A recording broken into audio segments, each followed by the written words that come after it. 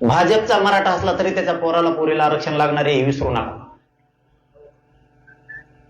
तुमचं पोरग पोरगी तुम्हाला दगडाने हानी.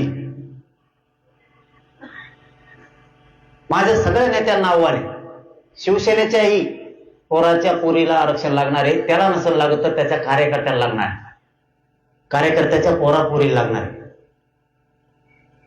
राष्ट्रवादी, शिवसेना, काँग्रेस सगळ्यांच्या पक्षाच्या लेकराला आरक्षण लागणार आहे. पक्षाच्या बाजूने ओढायचं इथून पुढं मराठ्यांच्या नेत्यांनी बंद करा. आरक्षणापुरतं तुम्ही तुमच्या पक्षाच्याच बाजूने ओढा. आरक्षणाच्या विषयात एकाही मराठ्यांच्या नेत्यानं मंत्र्यांनी बोलायचं नाही. जातीच्या बाजूने बोलायचं आणि जातीच्या लोकांनी सुद्धा जातीच्या बाजूने उभा राहा. हैदराबाद गॅझेटियर नुसार 28 ऑगस्टच्या आत सगळे कुटुंबी प्रमाणपत्र द्यायचे, नसता 29 पासून आंदोलन सुरू आणि शेवटचं निर्णायक आंदोलन करायचं.